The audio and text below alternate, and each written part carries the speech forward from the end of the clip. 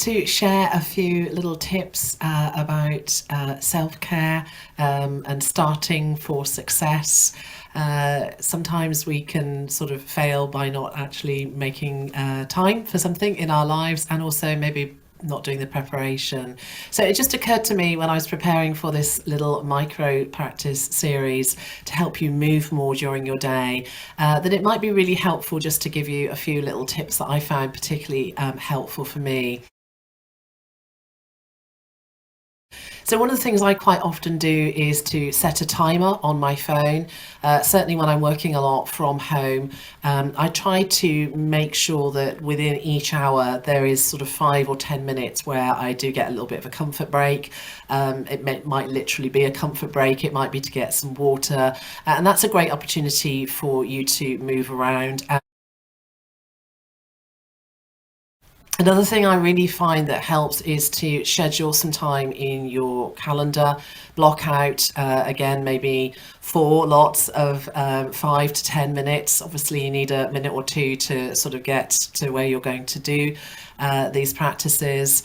But again, just making that time for you, and maybe it gets into a habit where you actually then maybe add a couple more of those little slots for going out in nature and spending some time outside in nature.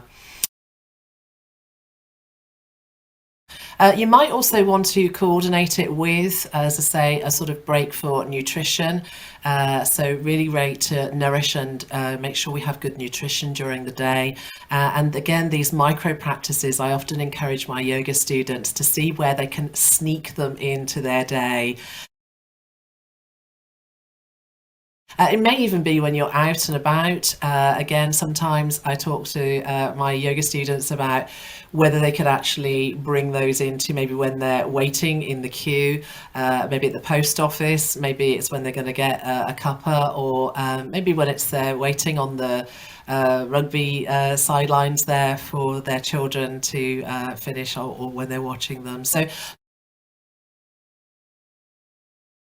And sometimes myself, when I was, doing some quite long journeys, either commuting or when I was going down to see my parents who were living in Dorset at the time, and I was, caring for my father who wasn't very well.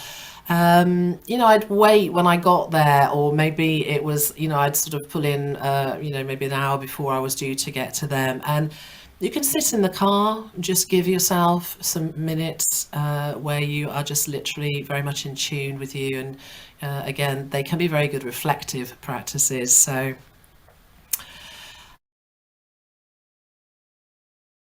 The other thing I'd say is that if you're really tired and this feels like just another thing to do, then it probably isn't the right time to be thinking about doing this particular practice in that particular day. So give yourself a rest, and look out for my little series on time to rest, which will give you lots of practices there.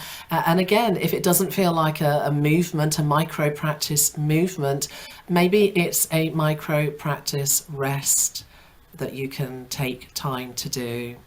So I think that's it. I think that's probably enough tips. Do look at the series, both of movement and of rest, and let me know how you get on in the comments section.